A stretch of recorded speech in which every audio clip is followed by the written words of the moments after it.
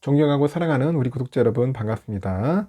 여러분의 천만 라디오 천회장입니다. 벌써 5월 29일이죠. 29일이고 시간이 빨리 갑니다. 1교시 이어서 2교시인데 6시 30분 지금쯤이면 기상하셨을 거예요.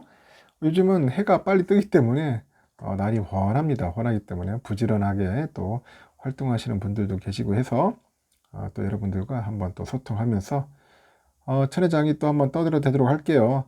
편하게 들어주시면 됩니다.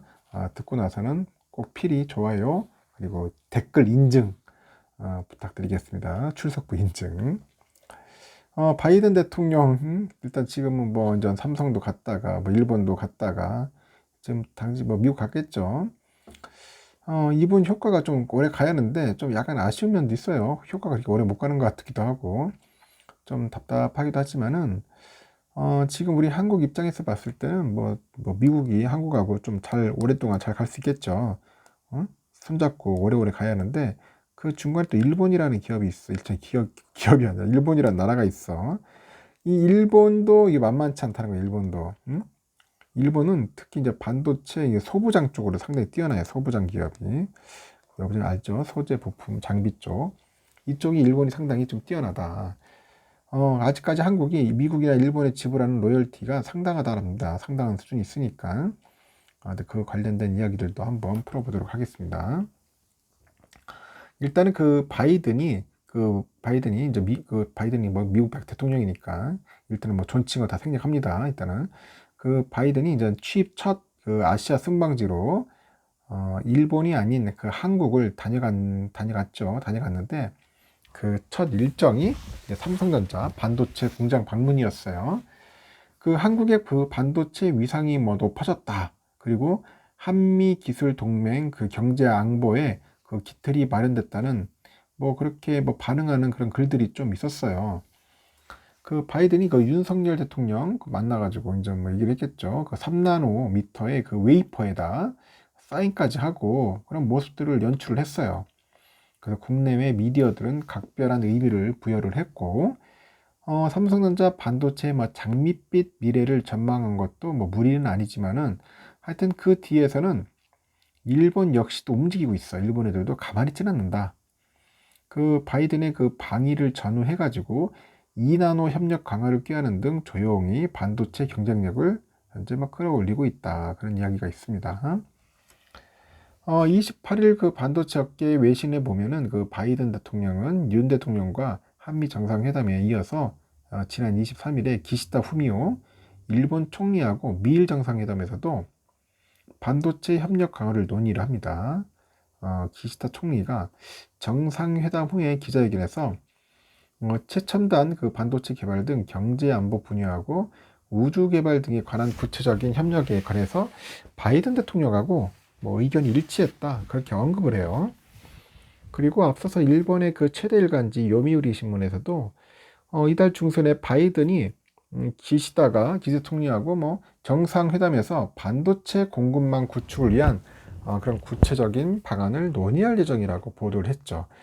하여튼 매체에 따르니까 미국과 일본은 2나노 이하의 반도체 공동 연구를 위한 실무 협의단, 그 워킹 그룹 그런 설치 방안을 현재 검토 중이라고 합니다. 그래서 이달 초에 그 미국을 방문한 그 하기우다 고이치 일본 경제산업상은 그때 지나로몬드 그 미 상무장관과의 그 회담을 통해서 차세대 반도체 개발 협력에 대한 큰 틀에서 공감대를 이끌어냅니다.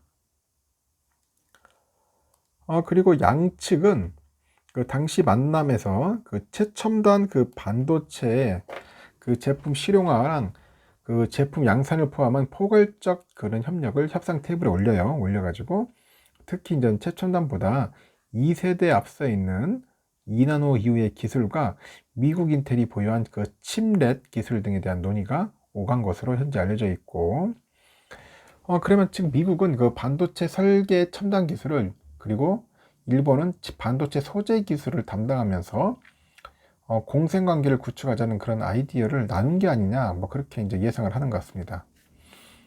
일단 미국의 IBM은 지난해 2나노 반도체 기술 개발에 성공했다고 발표를 했는데 애플과 인텔도 2나노 기술 개발의 속도를 높이고 있고 IBM은 그 일본의 그 이바라키현 소재 산업기술종합연구소에서 도쿄 일렉트론하고 캐논 등의 그 반도체 장비 그런 제조사들과 함께 첨단 반도체 그 제조 기술 개발에 박차를 가하고 있다고 합니다. 그래서 미일 양국은 그 양자 컴퓨터하고 AI 실용화에 필요한 그 차세대 반도체 연구 개발을 위한 협력에도 나섰는데, 삼성의 경우에 보니까 바이든 대통령 눈앞에서 세계 최초로 이제 3나노를 선보였고 그런 생산 기술력을 뽐냈는데, 아직 미국과 일본이 설계와 그 소재 부품 장비, 소부장 분야에서 그 차세대 반도체 연구에서 힘을 합친다면은 약간 셈법이 좀 복잡해질 수 있지 않겠나? 그렇게 보는 것 같습니다. 그래서 업계에서도 미국 정부가 일본과 그 차세대 반도체 연구를 위해서 손을 잡은 이유를 두고 일본 반도체 소부장의 경쟁력 때문이라고 보고 있는데, 일본은 반도체 그 제조 자체의 경쟁력은 과거에 비해 많이 떨어졌지만은 그 반도체 제조 장치나 뭐 실리콘 웨이퍼나 뭐 회로 형성에 사용되는 레지스트, 그 반도체 표면의 연마제, 하여튼 이런 소부장 분야에서는 여전히 세계 최고 기술을 가지고 있어요. 그 소부장의 중요성은 미중 글로벌 경제 패권 경쟁과 러시아 우크라이나 전쟁 등으로 인해서 그 중요성이 현재 점점 커지고 있죠. 삼성과 TSMC, 인텔 등이 초미세 공정 분야에서 경쟁 중인 가운데 그 관련 R&D 투자도 늘고 있잖아요. 현재 국제 반도체 장비 재료 협회에 따르니까 올해 전 세계 반도체 전 공정 그 장비 분야에 대한 투자액은 전년 대비 14% 증가해가지고 역대 최고치인 1,030억 달러를 기록할 것 같다. 그렇게 보는 것 같습니다. 현재 국내 그 반도체 대기업에서 근무하는 한 엔지니어가 소부장에서 일본 파워는 미국에 버금간답니다. 미국에 버금가는 수준이다. 한국 반도체 매출이 역대 최고를 찍었다고 하지만은 그게 전부 다 한국 반도체만의 성과는 아니라고 하죠. 미국이나 일본에 그 지출하는 로열티가 장난이 아니야. 어마어마하답니다. 그 미일 반도체 동맹은 소부장 중심 협력이기 때문에 시간이 지날수록 일본의 저력이 드러나지 않겠나, 그렇게 보고 있는 것 같아요. 현재 일본의 반도체 장비의 그 기업 경쟁력은 입증이 됐어요. 시장조사 업체에 보면은 지난해 매출 기준 글로벌 15대 반도체 장비 업체 중 7개가 일본이야. 일본 기업이고, 1, 2위는 각각 미국의 어플라이드 머티리얼즈하고 네덜란드 ASML인데, 국내 기업 중에서 삼성전자의 자회사인 세메스가 있어. 세메스. 이 세메스가 한 13위 정도 하는 것 같습니다. 기시다 총리는 그 지난해 10월 취임하면서 그 내세운 경제 정책인 새로운 자본주의의 그런 구체적인 실행 계획의 반도체 육성 방안을 담아요. 그 최근에 이제 총리 관저에 그 다리오 길 미국 IBM 수석 부사장 등 그 반도체 분야 전문가를 초청을 해가지고 차세대 반도체 분야의 미일 연계 강화에 대한 의견을 경청을 해요. 그리고 양자 컴퓨터의 그 계산 능력을 사회 인프라에 개방하는 방안에 또 관심을 갖고 있고, 칸막이 행정 규제 개선 등의 의견을 들었습니다. 그래서 일본에서는 그 반도체 산업을 두고 그 조락 산업이라고 합니다. 조락. 잎이 시들어 떨어졌다는 그런 뜻인데 조락 산업이다. 하여튼 그렇게 뭐 자책할 정도로 경쟁력을 약간 상실한 그 대표 분야로 하죠. 조락 산업. 한때 세계 10대 반도체 회사 중에 일본 기업이 6곳일 정도로 막강했었어요. 근데 지난해 보니까 기준 심의권 내에 키옥시아 정도밖에 없어요. 키옥시아 정도만 이름을 올리고 있을 뿐이고, 여기에 또 기시다 총리는 민간 자본과 정부 보조금 등을 투입해가지고 대규모 공장 건립에 박차를 가하고 있다. 그렇게 보시면 될 것 같습니다. 하여튼 일례로 그 키옥시아는 그 이와테현 그 기타가미시에 한 총 사업비 한 1조 엔 정도로 투자를 합니다. 한 10조 원 정도 투자를 해가지고 내년 상반기에 이제 새 공장을 완공할 계획인데, 그 낸드 플래시 글로벌 점유율에서 키옥시아가 13.2%예요. 삼성이 34.5%. 뭐 하나 삼성한테는 크게 뒤처지는데, 공동 투자하는 그 미국의 웨스턴 디지털 여기를 합치면은 19.2%입니다. 그 삼성과 비슷한 수준까지 올라와요, 완전. 그래서 아사히 신문이 그렇습니다. 지금 키옥시아가 이 미국과 협력해가지고 생산 능력을 키워서 삼성전자에 맞설 계획이라고 전한 바 있고, 키옥시아는 일본 정부가 조성한 6천억 엔 규모의 기금을 투자받는 것도 확실시되고 있다. 그런 이야기가 있어요. 일본에서 아예 노골적으로 이제 키워주는 거야. 투자해주고. 파운드리 세계 1등 TSMC와의 협업을 통해서 삼성을 압박하는 전략도 구사 중인데, TSMC가 지난해 소니, 덴소 등과 손잡고 구마모토현의 반도체 공장 건립에 착수를 했고요. 일본 정부로부터 한 4천억 엔 정도의 보조금을 받았습니다.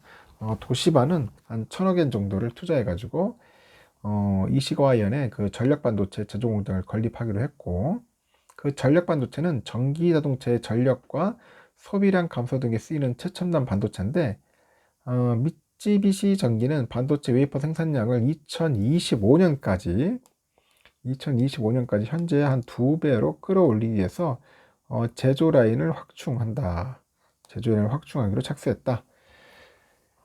그래서 이제 그 반도체 관련 학과 교수가 그래요. 바이든 대통령의 삼성전자 방문에 취해 있을 때가 아니다. 지금 소부장 업체를 대우하는 일본의 풍토가 불어온 측면도 있다고 합니다. 그래서 기시다의 반격은 소부장과 외교에서부터 시작될 것이다. 그렇게 덧붙이고 언급을 합니다. 상당히 의미 있죠. 우리가 바이든에 취해 있을 때가 아니야. 지금 보니까 정신 다시 차리고 우리도 소부장을 키워야 합니다. 삼성도 키워야 하고 소부장도 키워서 생태계를 만든다는 거죠. 1교시 영상과 좀 거의 유사한 내용도 있어요. 참고하시길 바라면서 2교시는 여기까지.